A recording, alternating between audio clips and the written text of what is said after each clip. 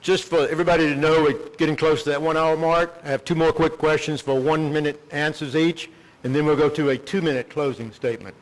For next question, do you believe that schools should be gun-free zones, and do you believe that we should advertise it with a sign out front that we don't have any guns in here to protect ourselves?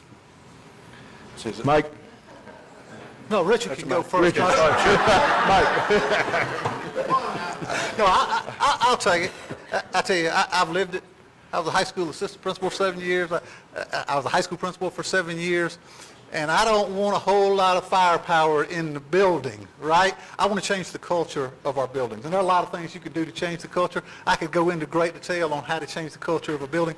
But I'm a strong proponent of school resource officers. I think we need them in each of our high schools. I'd like to see them reach down to the middle schools again. That becomes a funding issue. But I'm a fan of school resource officers for a variety of reasons. They build relationships with the kids. Almost any bad thing that has happened in one of those schools out there, somebody knew about it. If you've got the right SRO, they develop a relationship with the kids, they find out about it in advance. SROs can get first responder training, so if a kid falls, breaks a leg, they know what to do in an emergency situation. At the click of a button on their collar, they've got 911 coming in.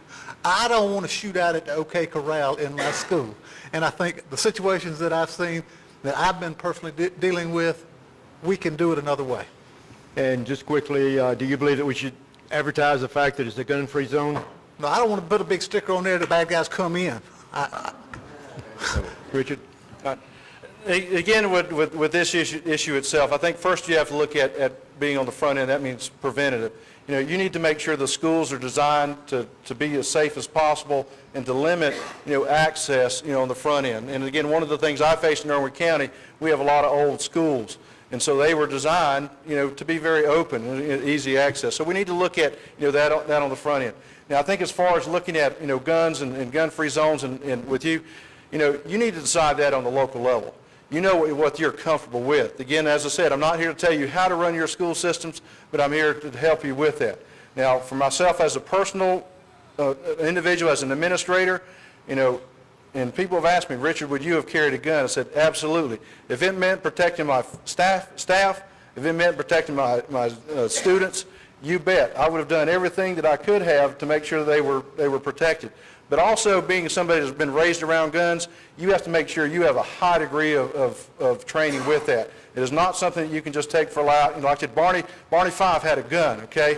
But that did not make me feel safe. So you need to make sure that you have that training that goes with it. Barney only had one bullet, though. Yeah. But he had one bullet. Right, okay? right. But it wasn't in the gun. It wasn't in the chamber. Okay.